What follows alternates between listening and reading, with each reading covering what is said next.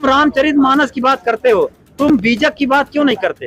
तुम गुरु ग्रंथ साहब की बात क्यों नहीं करते? तुम कबीर की बात क्यों नहीं करते? रैदास की बात, या दलित बैकवर्ड जितने हैं वो बीजक का, कबीर के बानियों का पाठ क्यों नहीं कराते हैं? रामचरितमानस कविता ही है ना, कविता या रामचरितमानस एक जो है काव्य ही है। तुम उनकी कविताओं का पाठ करते हो, अपनी कविताओं को नहीं पाठ करते। रज्जब ने क्या लिखा, दादू ने क्या लिखा, पीपा ने क्या लिखा, सेना ने क्या लिखा, रैदास ने क्या लिखा? रैदास ने तुम अपने कवियों को नहीं, तुम्हारा कविता जो है धर्म ग्रंथ है और कबीर की कविता धर्म ग्रंथ नहीं है।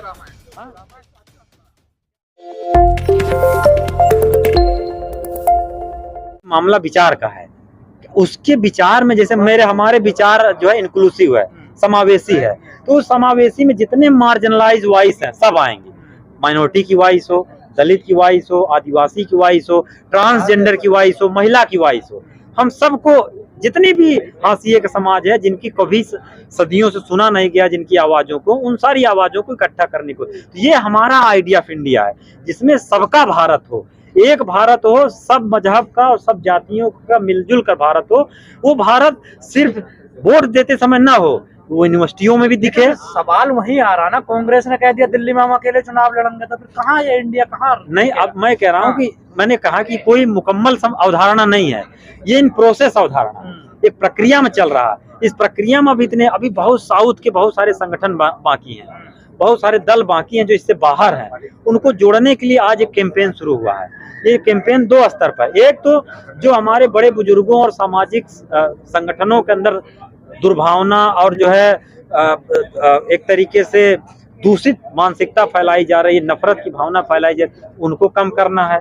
तो उनके बीच में भाईचारा का संदेश आए, जो प्रियम्बल का जो संदेश है, बंधुता, फ्रेटर्निटी जिसको बोलते हैं, और एकता, वो कायम होगा, भाईचारा कायम रहेगा, देश भी तरक्की करेगा, हर परिवार भी तरक्की करेगा, हर जात के लोग भी तरक्की करेंगे। प्रियम्बल की बात कर रहे हैं, लेकिन मोदी जी के करीबी हैं विवेक ओबराय, वो कह रहे हैं कि संविधान ही बदल दिया जाए। देखिए, विवेक ओबराय जो है एक तरीके से जैसे हमारे कहते हैं ना, तालाब में कंकड़ मार रहे हैं, कंकड़ मार रहे हैं। तो वो अब चूंकि वो मीडिया इकोनॉमिक एडवाइजर हैं, तो उनके जो सबसे प्राइम बॉडी है प्राइम मिनिस्टर की, जिसका एक अधिकारी ये बात बोल रहा है, तो इसका मतलब वहां से कंकड़ मारा जा रहा है। किसके दिमाग पे?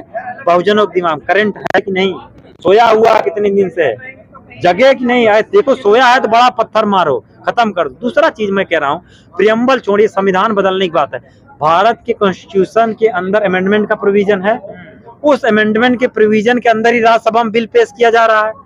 अगर मैं कह रहा हूँ कि बेसिक स्ट्रक्चर को छोड़ करके, केशवानंद भारती केस के बाद जो है बेसिक स्ट्रक्चर को छोड़ करके संसद चाहे तो किसी भी संविधान के किसी भी पार्ट को अमेंड कर सकती है। अब अगर एक कॉन्स्टिट्यूशन के अंदर अमेंडमेंट के जरिए आपको कमजोर कर देंगे, तो आपको इनको रोकने के लिए भी सत्ता चाहिए आपके पास। तो एक ही मात्र रास्ता है campaign for violence free India का, है कि 24 में इनको सत्ता से बाहर किया जाए, क्योंकि सत्ता में होकर के भी पार्लियामेंट में बिल लाएंगे, उसके जरिए अमेंडमेंट करेंगे। कॉन्स्टिट्यूशन क्या है? कॉन्स्टिट्यूशन में एक प्रोविजन है जो है अमेंडमेंट का, उसके जरिए कर देंगे। और उसके लिए क्या होते हैं कि आपको मेजोरिटी की गवर्नमेंट चाहिए, मेजोरिटी के सांसद चाहिए, वो ले आएंगे। उसके लिए इनको दंगा कराना पड़े, जो है लोगों को तोड़ना पड़े, लोगों को मारना पड़े, लिंचिंग करना पड़े, चाहे जो भी करना पड़े, ये किसी भी हद तक जाएंगे और उसमें अल्टीमेटली जो है नुकसान हमारा है। मैं एक बात कह के खत्म करूंगा कि विद्रोही की एक लाइन है कि दुनिया हमारी भैंस है और कुछ लोग उसको कुदा रहे हैं। मुझे पता है वो लोग क्यों कुदा रहे हैं, और अंत में नुकसान हमारा ही है। तो कहने का मतलब यह है कि जितनी भी बहुजन सौहार्द को, सामाजिक सौहार्द को जो लोग भी तोड़ने फोड़ने की कोशिश कर रहे हैं, अल्टीमेटली उनका कुछ नहीं, उनसे तो वोट दुहेंगे, नुकसान तो हमारा है। हमारा रोजी रोटी, हमारा धंधा, हमारी आइडेंटिटी के नाम पर जो है काम नहीं मिलेगा। जैसे बहुत सारे दिनों तक तो दलितों को काम नहीं मिलता था ना। मेवात में देखा गया दंगाई जिन मकानों को गिरा नहीं पाए, सरकार ने उन्हें गिरा दिया। अब ये जो टारगेट कर रही है, अब ये टारगेटिंग का जो काम पुलिस जो अपने जिम्मे ली है, ये काम तो उसको भी ले सकती थी ना कि कौन लोग दंगा करने आए थे, और समय रहते कर लेते, समय रहते। इसलिए इन्होंने सत्ता द्वारा, खट्टर द्वारा भेजा गया कि तुम्हें ऐसे करना है। पुलिस क्या है या थाना पुलिस प्रशासन क्या है? जो सरकार चाहती है, सरकार की मंशा को इम्प्लीमेंटेटिंग ऑर्गेनाइजेशन है, प्रशासनिक, तो वो उसको इम्प्लीमेंट कर रहे हैं। अब दंगा हो गया, उसमें ये है कि जो जो इनको करना था कि जाट को डिस्टर्ब करना था, गुजरों को डिस्टर्ब करना था, यादवों को डिस्टर्ब करना था, इन कम्युनिटी के लोगों ने अपने कबीलों को बचा लिया। अपने कबूलों कहा कि हमारे लोग दंगे करने नहीं जाएंगे, फ्री में सत्ता तुम भोगोगे और मार काट और जब खून हमारा बहेगा। इन्होंने अपने आप को विड्रा कर लिया। तब ये जो है समझ गए कि तो बैकवर्ड जाट वोट में तो चेतना आ रही है, और जाट में तो सबसे जब चेतना आई है 2016 से, जब से उन पर लाठियां पड़ रही हैं, आंदोलन किए, मार लाठी लाठी कूटे गए। इधर मुजफ्फरनगर में भी मारे गए, टिकरी बॉर्डर पे भी मारे गए, हर जगह मारे गए, गाजीपुर बॉर्डर पर मारे गए, इधर दिल्ली में भी मारे गए, ट्रैक्टर भी उनके तोड़े गए। तो उनको तो समझ में आ गया है। कुछ उसमें से जो दलाल टाइप के लोग हैं जो भाजपा में हैं, उनको नहीं समझ में है, उनके जाट समाज के नेता उनको ठीक करेंगे, उसकी जिम्मेदारी हमारी नहीं है। 77 सालों में दलितों को प्रधानमंत्री नहीं बना, क्या दलित प्रधानमंत्री? अरे एकजुट रहेगा तब न प्रधानमंत्री बनेगा। इस देश में डेमोक्रेसी है, देश में डेमोक्रेसी है। बहन जी भी, अखिलेश भी, लालू जी, हाँ, और जो है नीतीश जी, सब बैठेंगे तब ना फैसला होगा कि भाई किसको बनाना है। बैठबा ही नहीं करेंगे तो फैसला कैसे होगा? आपको क्या लगता है बीजेपी आरएसएस के जो लोग संविधान बदलने की बात करते हैं, तो क्या इनकी मंशा लगती है, क्या दिक्कतें लगती है और क्या चाहते हैं ये?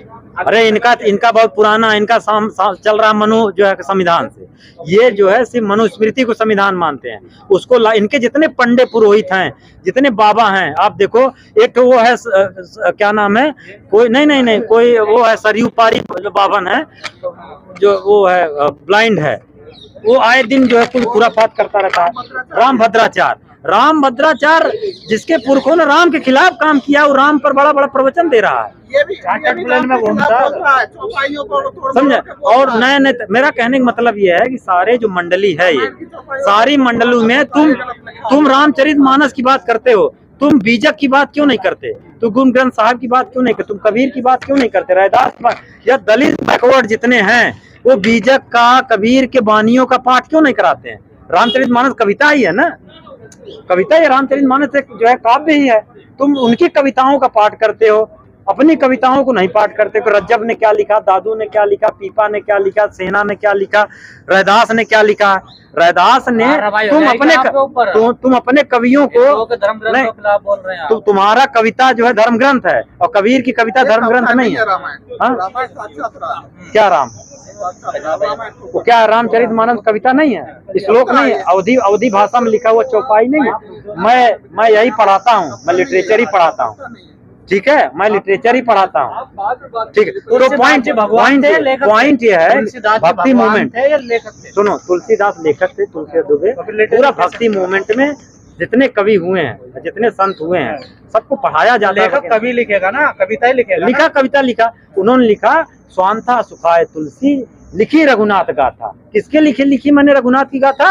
अपने खुशी के लिए, मेरा मन किया मैंने लिख दिया, मेरा मजा आया मुझे लिखने में, ये सब खुद लिखा हुआ है उसमें।